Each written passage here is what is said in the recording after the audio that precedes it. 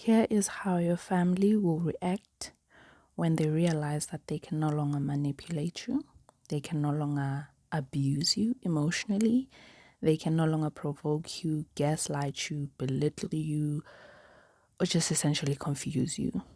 Because a lot of the narcissistic, psychological, emotional abuse just has a lot of confusion in it where you always feel like you don't understand your family, or you don't understand your mother, or you don't understand your sister, and they just confuse you on all levels because one moment they can seem like they're really good to you and they're cheering you on and they seem to be supportive, and the next minute they are the same people putting you down and crushing your soul in little ways sometimes that are not even that obvious, but you feel it, and the results of your self-esteem, they show how horrible they can really get.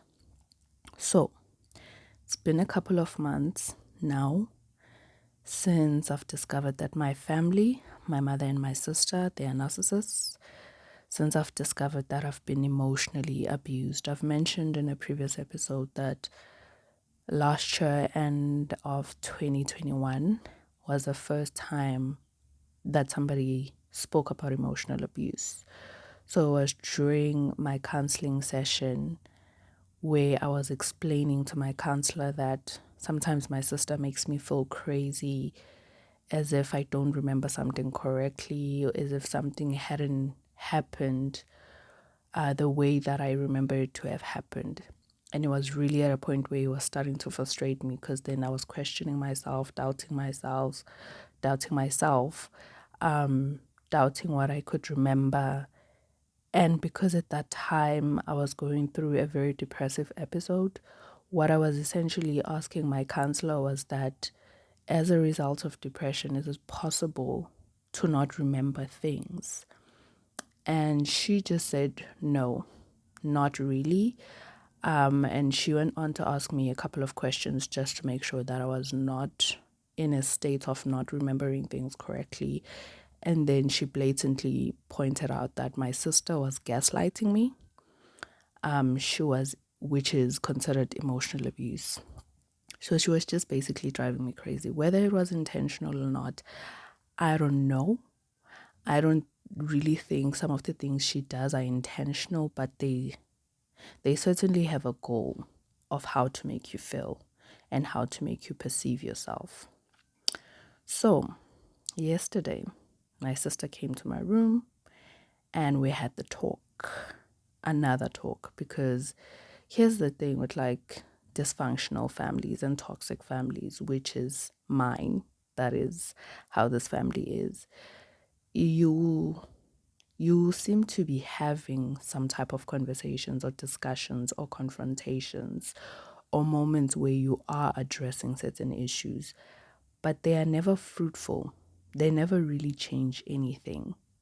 So that is what I've noticed over the past couple of years since I've been back home, that we kind of do have this moments of like, which is not, it's not, first of all, it's not really typical for dysfunctional families, or at least mine, to really have honest conversations. But even when we would try to address something, it never really got anywhere. We always seemed to just not get each other. And so when my sister came to talk to me, and now me being in the state of being aware that they are emotional abusers, they are narcissistic, I just knew this was just another conversation that was not going to be fruitful. So in this conversation that my sister wanted to, in this discussion that my sister wanted to have with me, was basically one of the ways of how she is reacting to me now no longer being no longer standing for being manipulated and abused. Because once you know, it's really hard to just stand by and continue to be abused. Because if you're still in the state of like confusion and like wondering, am I really being abused? Is this really normal? Or you're in a state of just thinking this is normal family stuff. Yeah, every family has their own stuff, but you're actually getting hurt and you're being abused.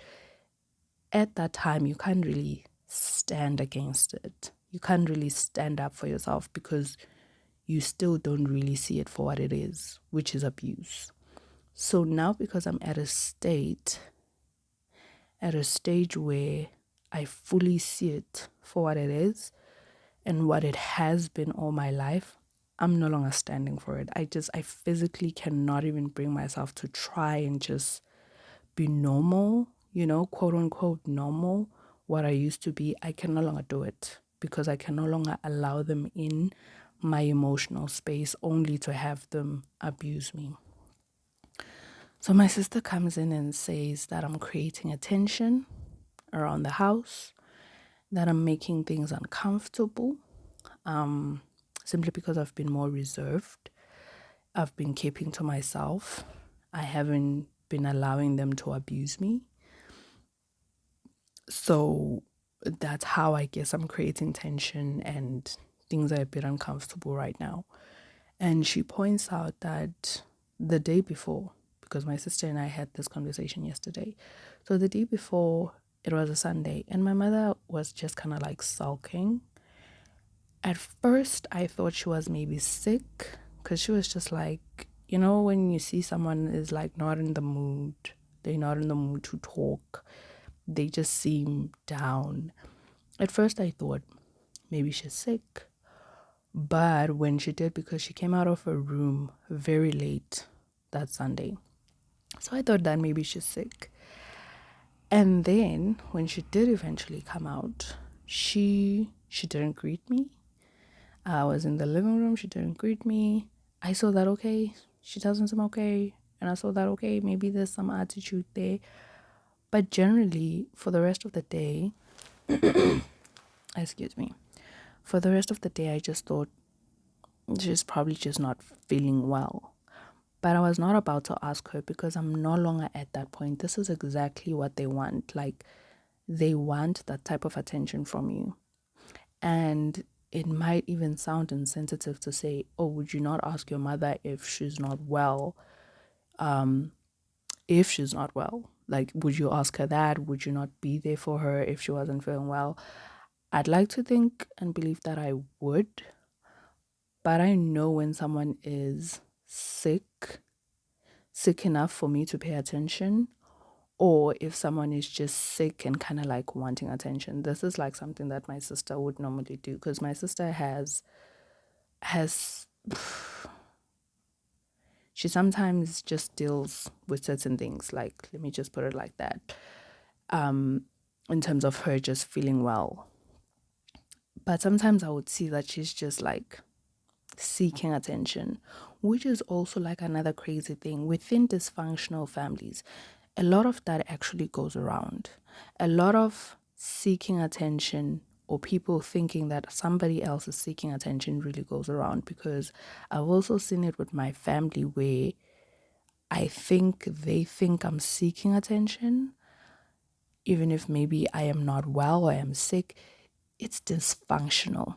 That's just the best way to describe it, because you usually see within your family that, okay, like certain family members, they really just like seeking attention, even if it means for them to like be acting all sick. And they might be actually sick, but it's one of those situations when somebody just drags it. It's like, now you're doing too much. You are sick. Yes, that's true, but now you're just doing the most, to get the most attention, obviously. But then in certain cases, it's like you see that whenever you are in need of something, it is often seen as you just like kind of needing attention, and they refuse to give you that satisfaction of giving you attention. I don't know if I'm making sense. It's the craziest thing. Anyway, so my sister, and I hope I'm kind of going back to my point here. My sister talks to me about how I'm creating tension. Yes, as I was saying, my mother was sulky like the whole Sunday. And I just thought like, okay, she's not okay. But I did get a sense of her just kind of like giving me the silent treatment. And if you know anything about narcissistic and emotional abusive mothers, they love using the silent treatment as a way to like punish you. But for the most part, I just thought she's not well. But I was like, okay, like, she doesn't seem to be that sick. So, like, I'm not going to entertain this. And then yesterday, which was a Monday, my sister comes and has this conversation with me. And she points out that on Sunday, it was even awkward. It felt like my mom and I were not talking. And she just pointed out how I've been making things uncomfortable. And she said she understands if I still need to process things and heal, because I did have, as I've mentioned in previous episodes, I did have that partial discussion with them of how they've affected my self esteem. Mind you, in that partial discussion, I didn't say everything. I didn't say, like, oh, you guys have emotionally abused me. I didn't say you have manipulated me and gaslighted me all my life. I didn't say you were narcissist, because saying those things and putting those terms on them will make them to not get it even more, because they are not self-aware people. They are not people who can see their own mistakes and how they have hurt other people. So that wouldn't have gone well. I mean, it's one thing that even me just stating the fact that they've affected my self-esteem, it didn't go well. So she points out that she understands that I need to take time and heal, but I can't be acting the way that I'm acting. Here's the way that I've been acting that seems to not be fine with my family. I've basically emotionally distanced myself from them. I am no longer their emotional supply, and I refuse to be drained and exhausted by them. Like, I'm no longer giving them my mental and emotional space. And what I've really been cautious of, because at first, when I discovered this, when I discovered and realized that I've been abused, I was so angry. I was so angry that I couldn't even really hang out with them. I was just like always in my room, just trying my best to literally avoid them. But that was quickly gonna backfire, as like my mother was asking, like, what's wrong? Why are you just like distancing yourself from us? So that's when I had to have that partial conversation with them, that they had affected my self-esteem. And after that, I tried my best to like go back to spending time with them and sort of like interacting on some basic level, because I have to keep in mind that I am at home, and this home is technically my mother's house. So unless I want to find myself homeless, I just got to play the role, you know?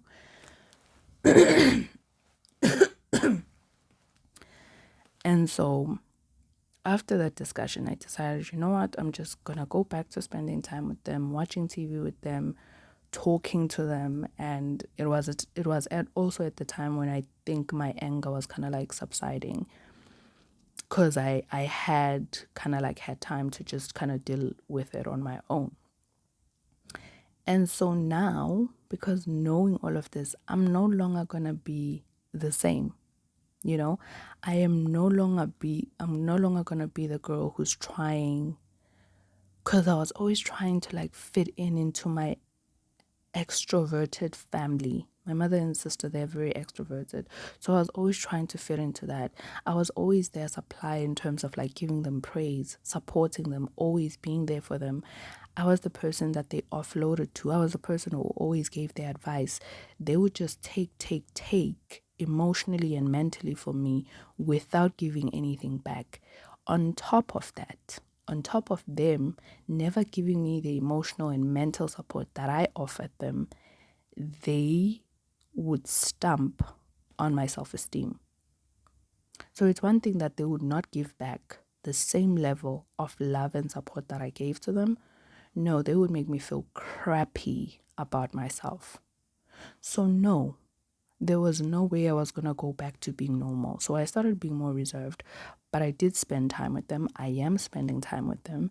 And I'm at a point where I'm even just doing my chores, because my sister and I were both at home. So the chores are divided between us. I'm just even doing my chores to the best of my abilities.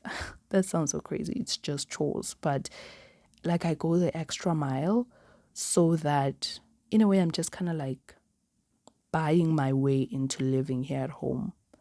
Because deep down inside of me, even though my mother has never kicked me out of this house before, I feel like it could possibly get to that point because I'm no longer giving her what I used to give her, which was me being compliant, just doing whatever she wanted me to do and allowing her to make me feel however she wanted to make me feel, allowing her to control me. And now that I'm no longer those things and she sees that she can no longer control me, it's really tense. And so I'm just going above and beyond, like I'm doing my chores and just doing other things and trying my best to spend time with them. But even when I spend time with them, I no longer engage as much. I no longer try to be extroverted as how they've always kind of pressured me to be, because I was always told, not to be by myself, even though that is how I recharge. That is how I like to spend most of my time. That was never respected. That was never honored. I had to push myself out of being myself so that I can please them and show them that I can be more like them, and I can, I guess, be bubbly. I can be sociable. And that just never came naturally to me. And so it was hard doing all those things. It even led to depression. Okay. I had a severe anxiety and it led me to depression to just keep up this act of just trying, because I was trying to please my family. Okay. Now, here are other ways, because that conversation that my sister and I have was just one of the ways that showed that this is how they're reacting. They want their puppet back. That's what they want. They want the person that they could, like, my sister can talk your ear off. Like, she can talk. And because my sister, first of all, my sister is the master of small talks. Secondly, my sister will just talk about anything that comes to her mind. And she's a negative person. She's mostly a negative person and usually has something to say about what somebody else has done. And even though she won't really be blatant about it or really direct, but she's typically a very negative person and always has something to say about somebody and always just has something to say. Like, always, she just has something to say. And that would drain me. Like, it got to a point where I felt like I just can't spend time with my sister, because I would go to bed feeling exhausted, like mentally exhausted. And I didn't understand why. But it's because she wants this person who's going to give her all the attention. And it's an unfair thing to ask of any human being, for somebody to give you that much attention. And so because I am home all day long with my sister, I have to, like, always just be listening to her, and it's tiring. It's very tiring. And because my sister has such a dominant personality, it would honestly just be overstimulating for me, because my type of personality needs space and time to just kind of like calm down and recharge. That's why I like to spend time by myself, with myself. Okay. So there was no way I was going to go back to that and be normal, what they are used to. And another way that they start to be, once you no longer allow them to manipulate you or abuse you or belittle you or confuse you or even provoke you. And provoking you might not always necessarily mean like maybe insulting you or something like that. They have such subtle ways of just provoking you, making backhanded statements or compliments. They have a way to provoke you, okay? So once they're no longer in the state of being able to provoke you, they will be moody, like how my mother was on Sunday, because they see, I think overall, my family sees that they no longer have control over me. Because knowledge is power. Knowledge is power. Now that I know, I understand the type of people that they are and how abusive and manipulative they can be, there's no way I'm allowing them to do that. I mean, sometimes it still happens, but me kind of like reserving myself, protecting myself kind of limits that from happening. So they will start to be moody because now they see that they can no longer really control you or make certain jokes about you or make certain statements because you're just no longer taking it. And this is not like you in this defensive or fight mode. I'm not even there. Like, don't try fighting these people, okay? Like, they are walls, and if you try to fight them and like always prove a point and always have discussions and always have arguments and think that you're going to change them or change their minds about you or make them change their ways, you are hitting a wall. And when you are hitting a wall, you are the one who's getting hurt, okay? You are going to be the one. So I'm at a point where I'm not really fighting, but I'm just standing my ground. That's how I like. I'm not really fighting. I'm not having arguments. I'm not always pointing out what they're doing. If at certain times there's something I don't like, I make it a point to address it right there and then, but to keep it short and simple. Don't make it long. If you need to say something like, I don't like what you just said, keep it short and simple. Because if you drag it, that is where it starts to get confusing. Now the conversation goes every which way. Because that's what I've always noticed with my family. Whenever we are addressing something or we have a confrontation of some sort, this is what they, in the narcissism community of experts, they call word salad. It becomes a mixture of everything and you don't even know what was the point of the conversation or what is it that you were actually addressing. So you don't want to keep it too long. Yes, address something that you do not like, point it out, but don't drag the conversation. Even if they drag it, even if they drag the argument, just state your fact, state what you do not like, and just keep it moving. So by simply stating it, you are letting them know that you see how they act and you are letting them know that you don't like that type of behavior, and then you drop it. Because they're gonna start with this word salad. Before you know it, like potatoes are gonna be in the salad. Before you know it, like every other thing is gonna be in the salad, and you're gonna be like, wait, why are even potatoes in this Greek salad right now? Like, it's not gonna make any sense. So you don't want to drag it out, but you do want to stand up for yourself. Another thing they'll do once they realize that they can no longer control you or manipulate you or abuse you, they won't really know how to act around you. I think I've noticed this with my family. They don't really know how to act around me because now I am assertive, I'm firm, I'm standing my ground. And so I think for them it is a bit intimidating because a main thing that you need to realize about these emotional abusers, these narcissists, is that they are extremely insecure. So now that you are actually taking a stand, that might leave them in a position where they don't really know how to act because they're used to you being the type of person that they can walk all over. And because now you're choosing to stand up, they no longer really know how to deal with that. So it's almost like a shock to them right now who you becoming. But you need to stay there and be consistent. Don't flip-flop. Like if you stand your ground today, stand your ground for the rest of the days. Don't flip-flop and then the next day you take it, then the other day you stand up against it. Just be consistent. Stand up for yourself consistently. They will also try to find your emotional price. Ooh, this one was the biggest one that I found about narcissism from Dr. Ramani, who talked about, she actually titled the video, Too Much, Too Late. Once they see that they can no longer control you, manipulate you, they will try to find your emotional prize. What will win you back?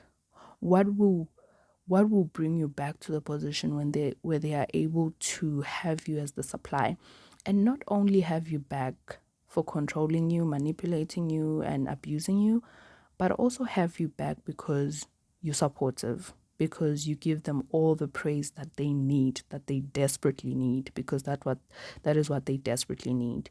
You give them their attention. You are always there for them. So they also need you for these good qualities that you have. And because you are someone who will overextend yourself, you will get to a point where even you giving the good of yourself is detrimental to you. It affects you. It will negatively affect you to even give the good of yourself to them, because they just keep taking till you feel like you have nothing else to give. Because while they are taking, they are also crushing you. So while you are giving them the supply of praise, attention, being there for them, they are also going to be crushing your soul, because that's how they operate. That's just how they operate. Don't overthink it. Don't try to explain it. Don't try to defend it. That is just how they operate. They gonna abuse you even if you are good to them. You being good to them changes nothing. Trust me. I know. I've tried for years, all my life, being good to my family, hoping that one day they'll be good to me. They'll also be kind to me. It does nothing. It just only gives them more ground to abuse you. Okay? So they will try to find your emotional prize. What will make you happy?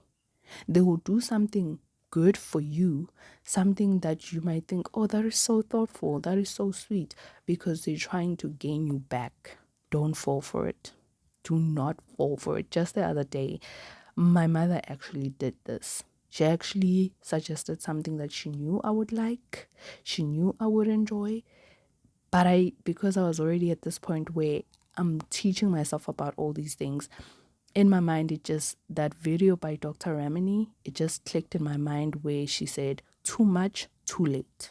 So they're going to seem to be doing good things for you. They're going to seem to maybe even be supportive, And you're like, my family has never really supported what I do or who I am. And all of a sudden, it's going to seem like they kind of care, but they don't really care. They're just finding your emotional prize. They're finding what you value and what you want from them, so that they can gain you back and you can slowly come back to be what they want you to be and what they were used to you being to them, because you make them feel good, right? So everybody loves somebody who makes them feel good. So they want that back. They want the person who made them feel good. They want the person that they can dump all their stuff on, and that's you. So they're going to do anything, even if it's that thing that they never really paid attention to, or that you always just wanted them to do. They would even do that. They would show you the kind of love that you always wanted them to show you, the kind of support that you always wanted them to show you, simply because they are gaining you back. It's not going to be something that they're going to do consistently. It's not going to be something that they're going to do in the long term, but they're simply doing it to get you back.